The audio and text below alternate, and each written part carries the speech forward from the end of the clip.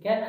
आज हम पढ़ेंगे इलेक्ट्रिक चार्ज के बारे में। पिछले वीडियो में हमने इलेक्ट्रिक करंट इलेक्ट्रिसिटी के बारे में पढ़ा था, और इलेक्ट्रिसिटी में हमने वहां छोड़ के आया कि कैसे बेंजामिन फ्रैंकलिन ने 1752 के समय में उन्होंने कैसे चार्ज खोजा था। ठीक है, तो आज उसी चार्ज के बारे में हम बात करेंगे। ठीक है ना, तो उसी चार्ज के बारे में बात करेंगे। तो कॉपी किताब खोल लीजिए और पेन निकाल लीजिए, और जो चीजें मैं कहता हूं ना उसको सिस्टमेटिक वे से नोट करते रहिए, और उसके साथ साथ अपने दिमाग में एंटर करते रहिए। अपने आप वो धीरे धीरे करके एंटर कर जाएगा। ठीक है ना। टॉपिक का हेडिंग जो डालेगा वो डालिएगा इलेक्ट्रिक चार्ज। अब इलेक्ट्रिक चार्ज से आप क्या समझते हो? उन्होंने चार्ज बताया था ना, स्टैटिक चार्ज और स्टैटिक इलेक्ट्रिसिटी के बारे में। तो चार्ज से क्या समझते हो? तो कोई अगर आपसे ये पूछेगा कि व्हाट इज चार्ज, तो आप क्या जवाब दोगे? It is property of matter by which it attract और रिपेल ईच अदर। नहीं समझ में आया? अब समझ में आया। देखिए,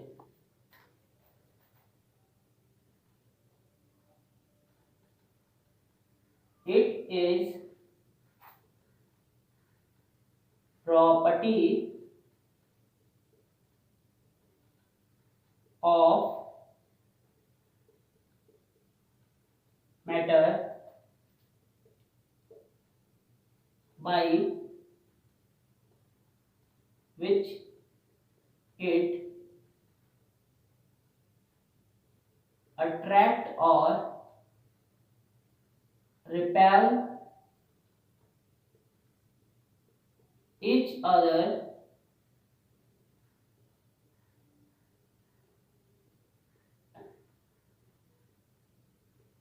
मटेरियल्स। ठीक है, ये अब इसको हिंदी में सुनिए। यह पदार्थ का वह विशेष गुण है जिसके द्वारा उसके अंदर आकर्षण और प्रतिकर्षण बल आ जाता है। यह पदार्थ का वह विशेष गुण है जिसके कारण उसके अंदर आकर्षण और प्रतिकर्षण बल आ जाता है। ठीक है, तो it is the property of matter. ये एक मैटर की एक प्रॉपर्टी है बाय विच इट अट्रैक्ट और रिपेल ईच अदर मटेरियल। ठीक है, चार्ज का डेफिनेशन यही होता है। ठीक है, अब आपसे कोई बोलेगा कि चार्ज को किसके द्वारा सूचित किया जाता है, तो आप कहोगे इट इज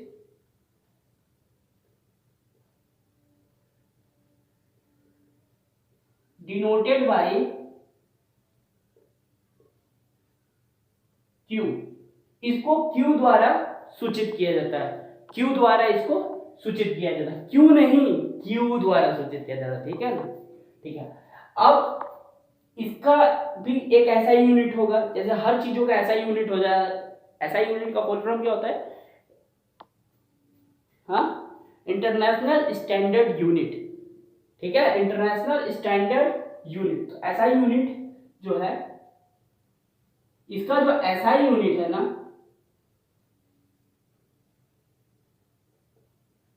इसका ऐसा यूनिट क्या है? वो है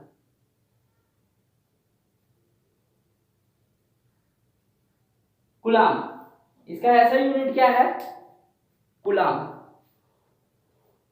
ठीक है, और कूलाम एक बहुत बड़ा यूनिट है, छोटा यूनिट नहीं है। कूलाम एक बहुत बड़ा यूनिट है, इसीलिए हम जो होता है ना फिजिक्स में कूलाम पर डील नहीं करते हैं। ठीक है, इसको हम लोग मिली कूलाम और माइक्रो कूलाम में डील करते हैं। मिली कूलाम का जो वैल्यू होता है वो 10 का पावर -3 मिली कूलाम होता है। एक कूलाम बराबर 10 का पावर -3 मिली कूलाम, और उसी हिसाब से माइक्रो कूलाम का जो वैल्यू होता है वो 10 का पावर -6 माइक्रो कूलाम होता है। ठीक है, तो इससे आपको ये पता चल गया कि यह पदार्थ का चार्ज जो है वो पदार्थ का वह विशेष गुण है जिसके द्वारा वो आकर्षण और प्रतिकर्षण बल उसके अंदर होता है। अदरवाइज दूसरा ये है कि इसको Q द्वारा डिनोट किया जाता है, और इसका जो ऐसा यूनिट है वो क्या है? कूलम है। ठीक है, किसी बॉडी के ऊपर अट्रैक्शन और रिपल कैसे हो जाता है। देखिए अगर कोई बॉडी के अंदर दोनों चार्ज का जो वैल्यू है वो पॉजिटिव पॉजिटिव रहेगा ना, तो ये दोनों एक दूसरे को रिपल कर देंगे, यानी प्रतिकर्षण बल आ जाएगा। अगर ये भी पॉजिटिव रहेगा और दूसरा भी पॉजिटिव रहेगा ना, तो ये दोनों आपस में नहीं जुड़ेंगे, ये दोनों अपने दूसरे को एक दूसरे के तरफ फेंक देंगे, मतलब एक दूसरे के अपोजिट डायरेक्शन में फेंक देंगे।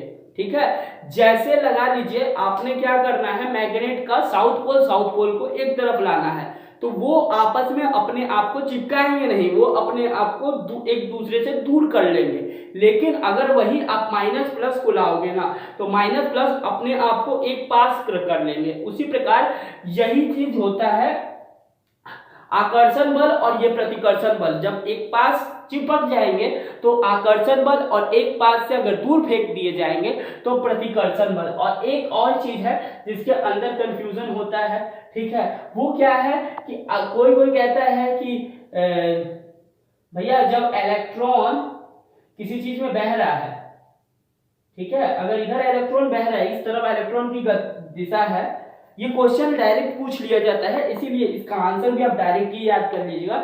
इसमें बहुत सारी अवधारणाएं हैं, कोई लोग कहते हैं कि ऐसा कुछ है नहीं, कोई लोग कहता है, लेकिन फिजिक्स ये मानता है कि ऐसा ही है। ठीक है, तो इसको प्रूव नहीं किया जा सकता, लेकिन ये उस वक्त से चला आ रहा है जब से बेंजामिन फ्रैंकलिन ने इसको जितने आवेश चार्ज को खोजा ना, तब से ये चला आ रहा है। ठीक है ना, चार्ज को हिंदी में आवेश कहते हैं, ये जो चार्ज है ना, वो हिंदी में इसको आवेश कहते हैं। ठीक है, तो उन्होंने उस सब में बताया, फिजिक्स में ये माना जाता है कि इलेक्ट्रॉन की गति जिस दिशा में होगी, इलेक्ट्रिक करंट की गति उसके अपोजिट दिशा में होगी। तो इलेक्ट्रिक करंट को आई द्वारा डिनोट किया जाता है, तो इलेक्ट्रिक करंट की गति अपोजिट दिशा में होगी। तो किसी भी चीज को अगर आपको दर्शाना चाहते, आप किसी को भी चीज को दर्शाना चाहते हैं, तो आप डायरेक्ट यही आंसर कर सकते हैं कि अगर इलेक्ट्रॉन इधर बह रहा है ना, तो इलेक्ट्रिक करंट उधर बह रहा होगा। ठीक है, तो आप लिख सकते हैं कि यहाँ पे डायरेक्ट आप लिख दीजिए इलेक्ट्रिक करंट की दिशा है ये। ठीक है, ये करंट की दिशा है, ये करंट की दिशा है, इलेक्ट्रिक करंट की, किसी को आज नहीं समझ में है। और ये जो है ना अंदर, ये इलेक्ट्रॉन की दिशा है। ठीक है, ये इलेक्ट्रॉन की दिशा है और ये इलेक्ट्रिक करंट की दिशा है।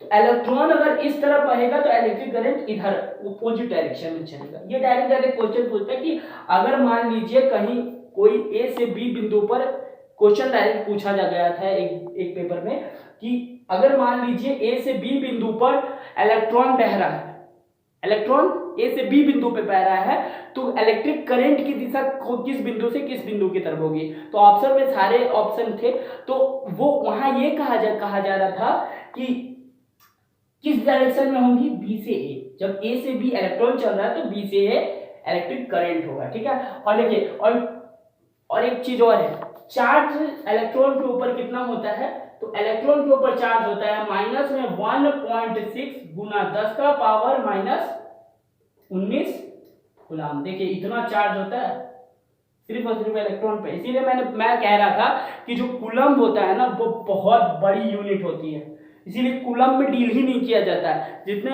आप जब हायर क्लास में जाओगे ना, तो देखोगे कूलम में डील वो नहीं करेंगे, वो डील हमेशा और हमेशा माइक्रो कूलम और मिनी कूलम में ही करेंगे, मिली कूलम में ही करेंगे, अदरवाइज वो नहीं करेंगे बड़े, क्योंकि कूलम बहुत बड़ा यूनिट हो जाता है और इस यूनिट में डील करने से क्वेश्चन थोड़ा कॉम्प्लिकेटेड हो जाता है।